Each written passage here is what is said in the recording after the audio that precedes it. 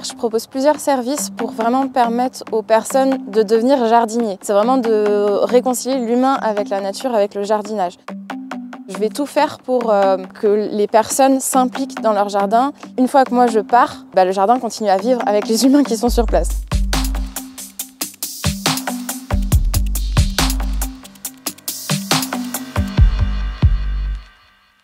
Moi, c'est Aline Larvet. Je suis jardinière paysagiste aujourd'hui. Ça fait 2 ans que j'ai créé mon entreprise qui s'appelle Gouttes de Verre. Le but, c'est que j'installe des jardins nourriciers pour les personnes, que ce soit des particuliers ou des entreprises, en ville, sur petite surface.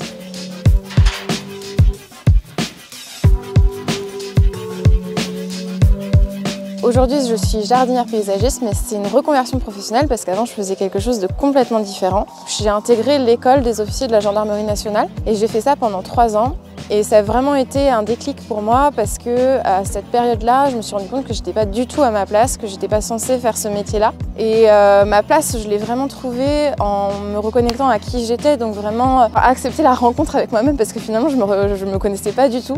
Donc j'ai quitté l'école, je me suis beaucoup ouverte pour rencontrer des gens dans d'autres domaines que je connaissais pas forcément, mais où je me suis vraiment laissé la possibilité d'une ouverture totale, parce que je m'étais interdit jusqu'à présent parce que j'avais beaucoup de pression sur mes études, sur la réussite sociale, etc. Plusieurs années d'échecs, de remise en question, avancer, revenir en arrière. Et je suis allée vers ce qui me faisait le plus envie, à savoir le végétal, parce que j'avais besoin de me nourrir sainement, de retrouver du sens dans ma vie et de prendre soin de moi.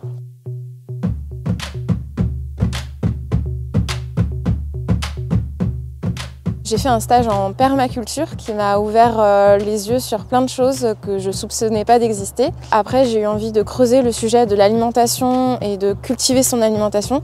Donc je suis allée dans plein de fermes différentes en France. J'ai fait du bénévolat, j'ai appris le métier de paysan directement sur place. Je suis retournée dans la région de l'Anjou. J'ai passé un BPREA pour être chef d'exploitation agricole.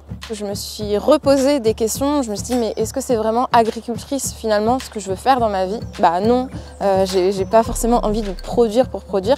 Finalement, je me suis dit, même avec les sujets de la mécanisation et tout ça, j'ai pas envie d'avoir une grande surface. Donc moi, ce qui me plairait, c'est vraiment d'avoir un jardin à mon échelle et surtout de créer du lien social. Et donc moi, cette notion-là, ça m'a beaucoup plu et je me suis dit, bah oui, on n'est pas forcément obligé d'avoir des machines, de détruire le sol ou l'environnement pour exister, pour se nourrir. Retrouver de l'humilité, observer beaucoup son environnement, s'inspirer de la nature tout en produisant de l'alimentation. A germé l'idée d'installer des jardins nourriciers comestibles en ville, parce que c'est vrai que moi je suis plutôt citadine finalement, et de l'espace il y en a partout, que ce soit de la pelouse ou des petits parterres de fleurs. Finalement on peut les transformer en espaces comestibles, il n'y a pas besoin d'avoir une grande surface. Sur 10 mètres carrés c'est largement suffisant. J'ai mûri l'idée et j'ai créé mon entreprise qui aujourd'hui installe ces jardins-là, ces jardins comestibles en ville. Donc que ce soit pour les entreprises ou directement dans les jardins des particuliers qui veulent avoir une petite autonomie alimentaire directement chez eux. Je me suis dit, je vais avoir des demandes incroyables de personnes qui veulent que je jardine à leur place. Et au final, pas du tout. Donc finalement, je fais pas du tout d'entretien de jardin. Et je fais vraiment de la création de jardin plus de la transmission de connaissances.